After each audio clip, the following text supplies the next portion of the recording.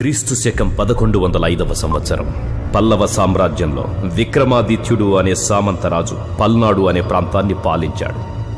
ఒకసారి పక్క ప్రాంతమైన బొబ్బిలి సామ్రాజ్య అధిపతి ఆనంద గజపతి రాజు విక్రమాదిత్యుడి మీద యుద్ధాన్ని ప్రకటించాడు. ఆ యుద్ధంలో విజయం సాధించడానికి మహిమ కలిగిన ఒక వనదేవతని కఠోర తపోదీక్షతో ప్రసన్నం చేసుకుని మహాశక్తివంతమైన మరకత మణిని వరంగా పొందాడు. దానిని తన ఖడ్గంలో పొందుపరుచుకొని ఆనంద గజపతిని జయించాడు. ఆ తరువాత యుద్ధభూమిలో చాకచక్యం కలిగిన రథసారథిని నియమించుకుని శత్రువుల్ని దునిమి అనేక రాజ్యాల్ని కైవసం చేసుకున్నాడు. ఆ మరకతమణి అద్భుత శక్తి వల్ల సామంతరాజుగా ఉన్న విక్రమాదిత్యుడు తన సామ్రాజ్యాన్ని విస్తరించి చక్రవర్తి అయినాడు. విక్రమాదిత్యుడికి అనేక మంది వారసులున్నారు. వారి జీవన శైలిపై విశ్వాసం సన్నగిల్లి మరకతమణిని వారికి అప్పగించక దానిని తన వద్దే భద్రపరుచుకున్నాడు.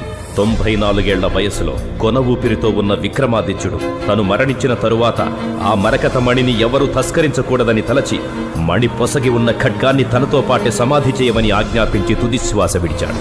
విక్రమాదిత్యుడి ఆత్మ ఆ మణికి కాపలా కాస్తుందన్న భయంతో దానిని దొంగిలించడానికి ఎవరూ సాహసించలేదు. అనేక సంవత్సరాల తరువాత 1990లో శంకర సుందరయ్య అనే పురావస్తు పరిశోధకుడు విక్రమాదిత్యుణ్ణి సమాధి చేసిన ప్రాంతాన్ని అస్థిపంజరాన్ని కనుగొని మరకతమణిని దొంగిలించాడు. అతని తరువాత అనేక మంది చేతులు మారుతూ మరకతమణి ప్రస్తుతం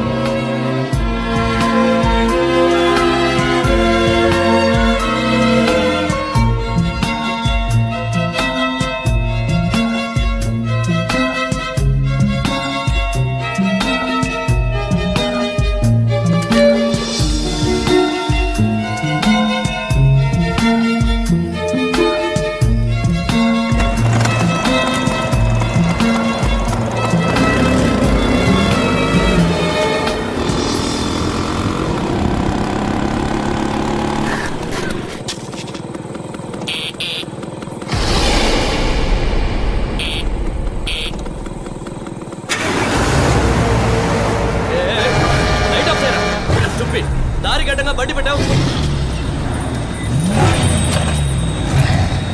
కొంచెం కూడా బుద్ధి లేదు. చెప్తుంటే వినిపించట్లా. బండి తీరా, వెనకెళ్ళు.